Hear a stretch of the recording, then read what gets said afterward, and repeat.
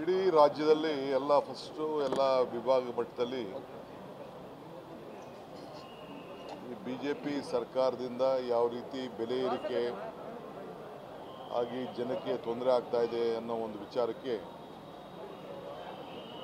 ನಾವು ಪ್ರತಿಭಟನೆಯನ್ನು ಮಾಡಿಕೊಂಡು ಬರ್ತಾ ಇದ್ದೇವೆ. ಬೆಂಗಳೂರಲ್ಲಾಯಿತು, ಮಂಗಳೂರಲ್ಲಾಯಿತು, ಹುಬ್ಳಿ ಧಾರವಾಡಲ್ಲಿ 1ನೇ ತಾರೀಕಿದೆ, ಇವತ್ತು ಬೆಳಗಾಂನಲ್ಲಿದೆ.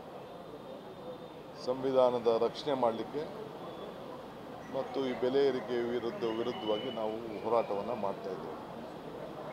ಕೇಂದ್ರ ಸರ್ಕಾರ ಎಲ್ಲ ಸಾಮಗ್ರಿಗಳನ್ನು, ಪೆಟ್ರೋಲು, ಡೀಸೆಲ್ಲು, ಗ್ಯಾಸು, ಚಿನ್ನ, ಬೆಳ್ಳಿ, ಎಣ್ಣೆ ಎಲ್ಲ ಪದಾರ್ಥಗಳನ್ನು ಬೆಲೆ ಏರಿಕೆ ಮಾಡಿದೆ. ಸಾಮಾನ್ಯ ಜನ ಎಲ್ಲ ತೊಂದರೆ ಅನುಭವಿಸ್ತಾ ಇದ್ದಾರೆ. ಅದರ ಪ್ರತಿಭಟನೆಯನ್ನು ಮಾಡಿಕೊಂಡು ನಮ್ಮ ಪಕ್ಷ ನಮ್ಮ ಕೆಲಸ ನಾವು ಮಾಡ್ತಾ ಇದ್ದೀವಿ.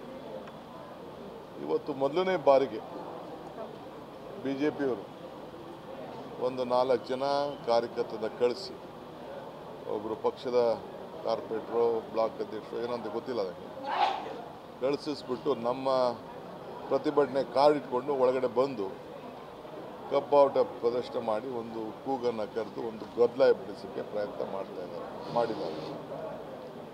ನಾನಿವತ್ತು ಎಲ್ಲ BJP ಮತ್ತು ವಿರೋಧ ಪಕ್ಷದ ಎಲ್ಲ ನಾಯಕರಿಗೆ ಹೇಳಲಿಕ್ಕೆ ಬಯಸ್ತೇನೆ, ಈ ರೀತಿ ಈ ಪ್ರವೃತ್ತಿ ನಿಮ್ಮದು ನಡೀತಾ ಇದ್ದರೆ ಇಡೀ ರಾಜ್ಯದಲ್ಲಿ ನಿಮ್ಮ ಒಂದು ಸಭೆನೂ ಮಾಡೋಕ್ಕೆ ಬಿಡಲ್ಲ.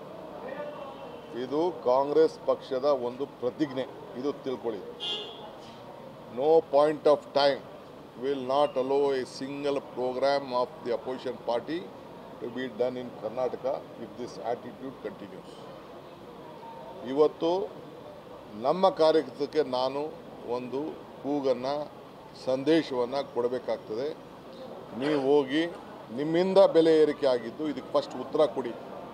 ಯಾಕೆ ಚಿನ್ನದ ಬೆಲೆ ಜಾಸ್ತಿ ಆಯಿತು, ಪೆಟ್ರೋಲ್ ಆಯಿತು, ಡೀಸೆಲ್ ಆಯಿತು, ಗ್ಯಾಸ್ ಆಯಿತು, ನಾವು ಅದಕ್ಕೆಲ್ಲ ಸಹಾಯ ಮಾಡಬೇಕು ಅಂತೇಳಿ ಇವತ್ತು ನಾವು 52,000 ಕೋಟಿ ರೂಪಾಯಿ ಜನರಿಗೆ ಕೊಟ್ಟು ನಿಮ್ಮೆಲ್ಲರ ಬದುಕಿನಲ್ಲಿ ನಾವು ಕೂಡ ಒಂದು ಭಾಗಿಯಾಗ್ತಾಯಿದ್ದೀವಿ. ಸೊ ಅದಕ್ಕೆ I would like to warn, ನಾನು ಎಚ್ಚರಿಕೆಯಿಂದ ಹೇಳ್ತಾ ಇದ್ದೀನಿ, ನಮ್ಮ ಕಾರ್ಯಕರ್ತರಿಗೆ ಇದನ್ನು ನೀವು ನೆಟ್ಟಿಗೆ ಮಾಡಿಕೊಂಡ್ರೆ ಸರಿ, ಇಲ್ಲ ಅಂದರೆ ಇದೇ ಆ್ಯಟಿಟ್ಯೂಡ್ ಏನಾದ್ರು ಇದು ಪ್ರಾರಂಭ ಆಗಿದೆ, ನಮ್ಮ ಹೋರಾಟ ನಿಮ್ಮ ವಿರುದ್ಧ ಹೋರಾಟ, ನನಗೆ ನಿಮ್ಗಿನ್ನ ಜಾಸ್ತಿ ಕಾರ್ಯರೂಪವನ್ನು ಮಾಡೋಷ್ಟು ಶಕ್ತಿ ಭಗವಂತ ಈ ರಾಜ್ಯದ ಜನತೆ ನಮಗೆ ಕೊಟ್ಟಿದ್ದಾನೆ, ಇದು ಬೇರೆ ಇರಲಿ. ಸೊ ಆದ್ದರಿಂದ ನಿಮ್ಮೆಲ್ಲರೂ ಕೂಡ ನಾನು ಎಚ್ಚರಿಕೆಯನ್ನು ಕೊಡ್ತಾ ಇದ್ದೀನಿ.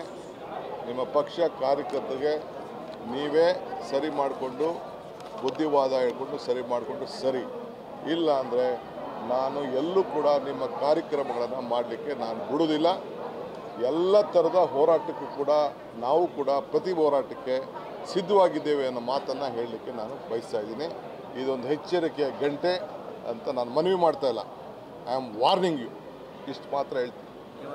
Any question you are welcome to ask. Such incidents are happening because Muslims are suppressed in this